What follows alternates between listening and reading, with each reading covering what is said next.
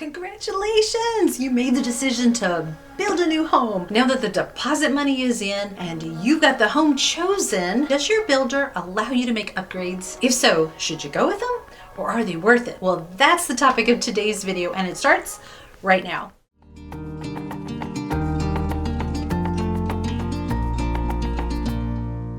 Hey everyone, I am Dana Weis with eXp Realty here in gorgeous sunny Melbourne, Florida on the Space Coast. Welcome to my channel, or welcome back if you've been here before. We just love that you're here. Subscribe, ring the bell if you want to stay up to date. We drop new videos every week, sometimes two. So you have the basic floor plan picked out. What about those upgrades? Are you struggling to decide which ones are worth it and which aren't? Well, this video is going to give you some tips to hopefully ease that anxiety. First thing to know is that unless it's been negotiated differently by you or your realtor, those upgrades are going to be like going to a Ruth Chris steakhouse. Have you ever been there? Each one is going to cost you more money tacked onto your home, a la carte, right? Usually your builder has a list of the available upgrades over the standard construction options that they already give to you, and they already have a price tag attached to them. If the upgrade you have in mind is not on the list, you have to determine the pricing for these options, and it can be planned ahead. One other thing I would like to note is that not all builders give you the option of upgrading or changing. We have one particular builder here in the area that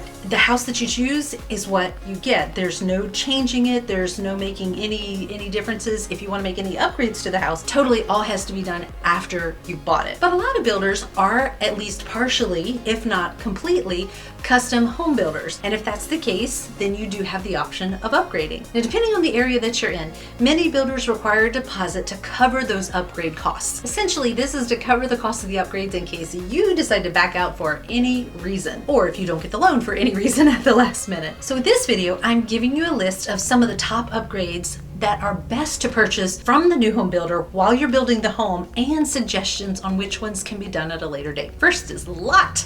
Location, location, location. Upgrading your lot to a larger one or more preferred area is definitely the best builder upgrade you can make, because location really does make the matter, and let's face it, you can't move the house once you build it. Second upgrade, anything structural. Anything that you'd like to have different structurally, such as surround sound wiring, for instance, needs to be upgraded right from the beginning, because depending on the upgrade, the builder may actually need the architect to get involved, make changes on the blueprints before he can even move forward with doing the changes. Adding an additional garage, an extra bathroom, or a covered back porch, for instance, are usually more difficult and costly after the home is built. So you want to consider doing them while you're building the home. And the cost, of course, it just gets added into that when you first buy. Number 3 is flooring. Installing a quality flooring product will not only hold up better over time, but it actually adds value to your property. This is definitely one I would recommend you doing at the beginning. You might put in a cheap tile, for instance, to begin with, and then decide later on, oh, I wish I'd gone with that better tile. I don't know if you've ever had to rip up tile before and put down new tile. We personally have. It's awful. Just do it right at the beginning. Number 4, paint.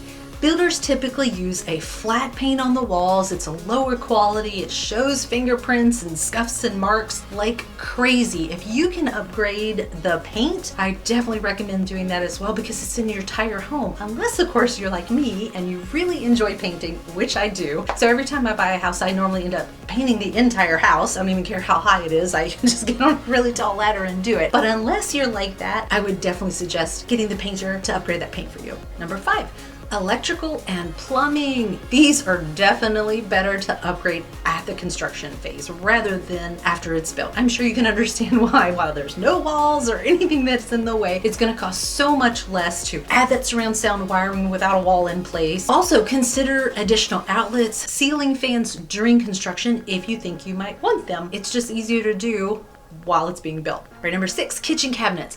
Upgrading the cabinets during construction, if you're going to want them, is better, because after it's built means you have to remove the countertops, the backsplash, the appliances, possibly the plumbing, to put in the new cabinets. This one is just one that you definitely, if you're going to upgrade your cabinets, go ahead and do that in the beginning. But the countertops, although these are certainly nice to upgrade during construction, they're easily upgraded later after it's built in. I mean, everybody of course loves the marble or, you know, the upgraded countertops, but if you need to save money on upgrades, this is definitely one where you could do it. Keep in mind, when you upgrade countertops, it's a good time to go ahead and upgrade the backsplash and the sink, which is also another great thing to upgrade But if you're going to be doing the countertops later, you might as well just wait, do the sink and the backsplash at the same time, and it saves you money in the building phase. I mean, let's face it, all you have to do for a countertop, you pop off the old countertop and put on a new one. So that's an easy one for later. Number 7. I don't know where we're on, the front door.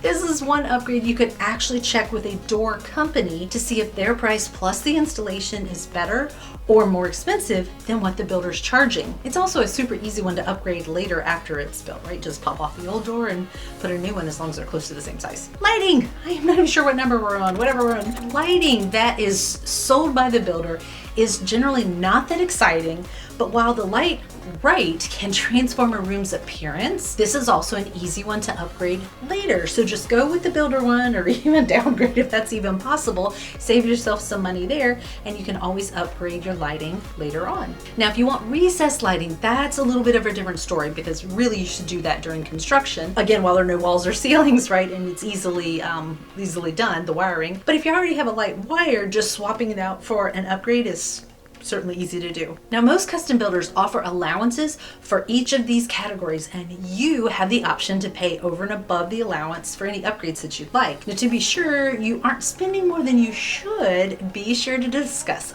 all your upgrade options with your buyer's agent. Remember that the agent at the showroom is representing the builder's best interests, not yours. So are you ready to make the Weis choice? If so, contact me, Dana Weis, to help with any new construction questions you may have or about the area in general. We love helping people, especially relocators, move to our great part of the country. So thanks so much. Go make it a great day, and we will see you next video.